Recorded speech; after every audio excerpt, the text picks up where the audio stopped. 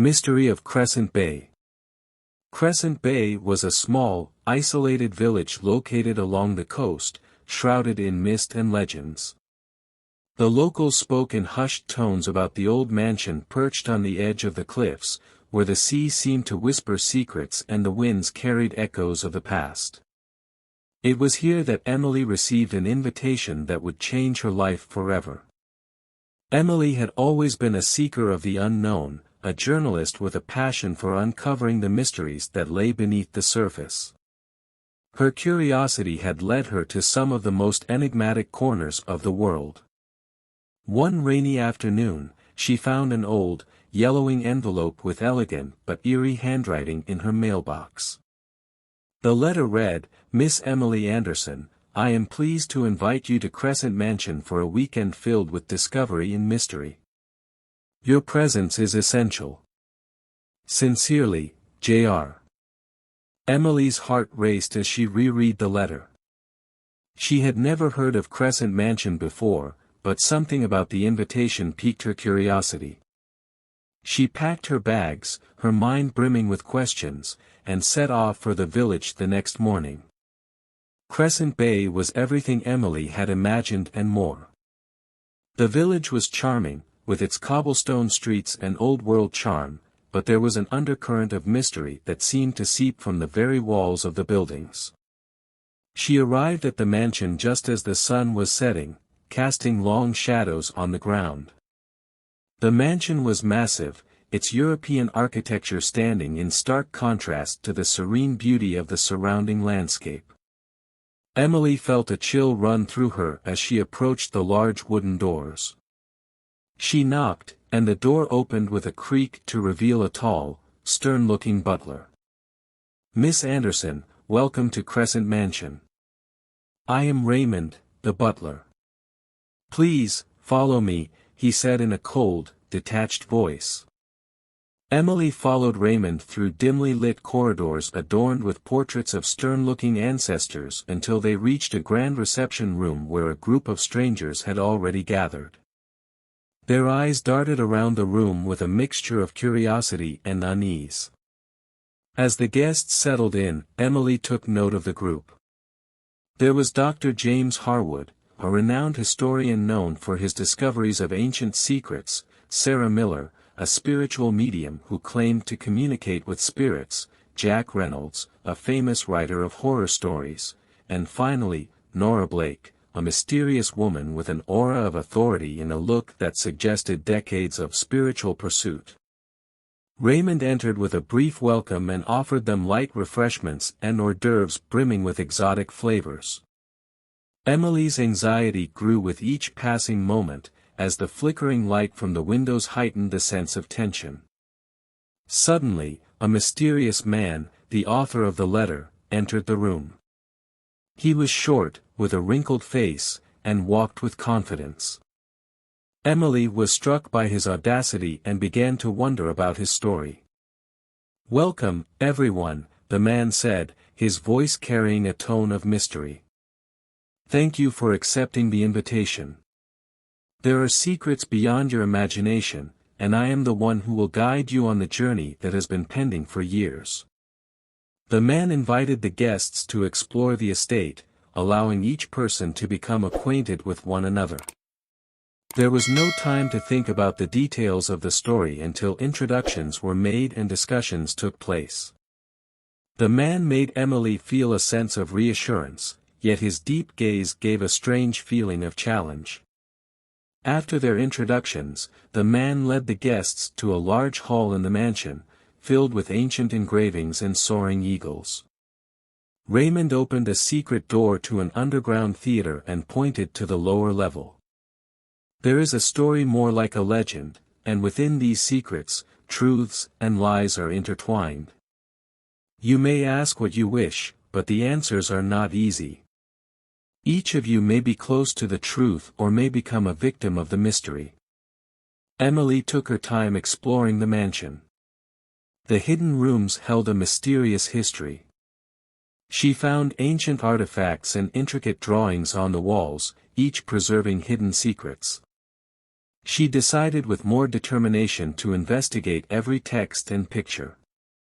Emily discovered an old, closed book. The pages were filled with symbols she couldn't understand. She tried to read the lines, and each attempt led to more secrets. That night, the guests gathered in the dining hall, where the meal was mixed with unfamiliar aromas surrounding them. Fog rose from the windows, and through the low atmosphere, Emily felt a note of anxiety. Suddenly, dim lights illuminated the hall, and a frightening scream was heard coming from the side room. Everyone rushed inside and found an old map hanging on the wall. It was inscribed, "The secret is buried deep within the mansion." Over the following days, Emily began to discover the hidden parts of the mansion. Thanks to the guidance left by the mysterious man, she discovered a secret vault filled with ancient books and symbols carved into the walls. The books revealed details about a curse that had befallen the mansion, requiring a sacrifice to break it. The curse dated back to an old historical event considered pivotal in the mansion's story. The event might involve a major crime, betrayal, or a magical ritual committed by one of the ancestors of the mansion's owners.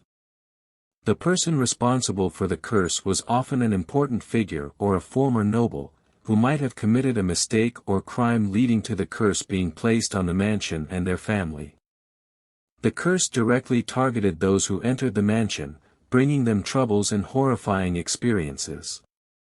It also affected the health and safety of its residents. In the past, there were magical rituals associated with the curse, often involving sacrifices or specific rituals to break the spell. These rituals might include using magical tools or reciting special incantations. Realizing that a sacrifice was needed from one of the guests to end the curse, Yassine, one of the guests, decided to be the one to make the sacrifice. The moment was crucial, and after Yassine made his decision, the atmosphere in the mansion changed dramatically. The night had fallen, and the winds began to howl around the mansion as if heralding a great event. The ground trembled beneath their feet, and a faint rumble seemed to emanate from the depths of the mansion. Yassine stepped into the sacrificial room amid anxious glances from the other guests. Everything was meticulously arranged, an old table, candles casting flickering shadows in the darkness, and a series of ancient symbols etched into the walls. The moment was accompanied by a poignant musical note broadcast from speakers, adding a dramatic touch to the atmosphere. When Yassine completed his act, something unexpected happened. The walls of the mansion began to shake violently, and a faint light appeared from beneath the ground, as if the mansion itself was breathing heavily after years of silence. Emily turned to the guests, their eyes filled with astonishment and fear, but a sense of reassurance began to return to them. Following this event, old stones began to fall from the walls of the mansion, revealing secret doors previously unknown. The doors that had been hidden for thousands of years opened, each revealing rooms containing hidden treasures and secrets. It was clear that the sacrifice had profoundly affected the mansion, releasing the trapped energies within. The guests gathered in a large room filled with old books and mysterious statues. In one of the books, they found a key to solving the final puzzle. Every sacrifice has a price, but within each seal lies the secret of salvation. Each seal formed part of a complex series of challenges requiring cooperation and wisdom to break the curse hanging over the mansion. The first seal, the Seal of Light. The first seal was a circle of old brass, gleaming under dim light as if it glowed from within. Inside the circle were sun-like symbols surrounded by intricate light-like engravings. To break this seal, the guests needed to place a small piece of gold in the center of the seal while chanting an ancient song known as the Tale of Light. The song was meant to bring the symbols to life, opening the seal upon the completion of the ritual. The second seal, the Seal of Water. The second seal appeared as a blue ring intertwined with wave-like circles. It seemed to be cast from pure blue crystal, with water appearing to flow within its engravings. To open this seal, the guests had to collect a specific amount of pure water from each of the 4 rivers passing through the mansion, then pour it into a special basin attached to the seal.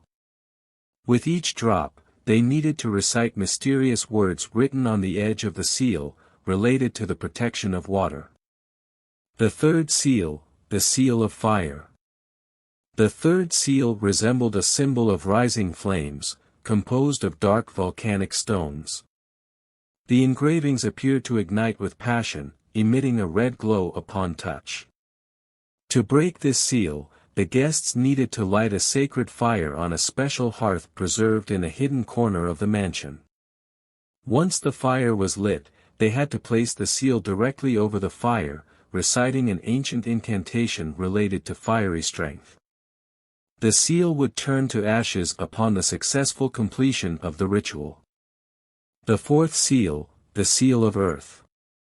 The fourth seal was a large sphere of baked clay, adorned with engravings resembling intertwined roots and trees. It contained a complex network of lines forming a mysterious natural pattern. To open this seal, the guests had to plant rare seeds in the soil surrounding the seal, then sprinkle them with water collected from the 4 rivers. As the plants grew, they needed to observe how the growth interacted with the engravings, indicating the movements required to break the seal. When the plants grew correctly, the seal would open. The fifth seal, the seal of wind. The fifth seal was a combination of lightweight metal and glass, resembling wings swaying with the wind. It emitted a faint breeze that could be heard when moved, appearing as though the air spoke within the engravings. To break this seal, the guests had to construct a simple windmill near the seal, capturing wind from specific directions. As the windmill rotated, the guests needed to listen to the sounds carried by the wind, revealing a secret word necessary to open the seal. The seal would open once the word was uttered in the proper manner.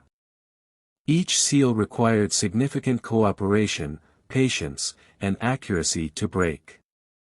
The guests needed to work together to collect the required materials and recite the ancient songs and incantations correctly. With each seal opened, the mystery surrounding the mansion deepened, leading to more puzzles needing to be solved for the curse to be completely lifted. Days passed in arduous labor, fraught with tension, but with unwavering determination. Emily and the group managed to break each seal, feeling the curse slowly dissipate as the mansion began to fill with light and warmth. Upon the final seal breaking, a brilliant light filled the mansion, and a sense of peace washed over them. Emily realized that the mysteries of Crescent Mansion were not just about uncovering secrets but about understanding the sacrifices and the unity needed to break the curse. In the end, the mansion was transformed from a place of fear and mystery into a symbol of resilience and discovery. Emily returned to her life as a journalist, forever changed by her experiences at Crescent Mansion, knowing that some mysteries were worth the journey, no matter the cost.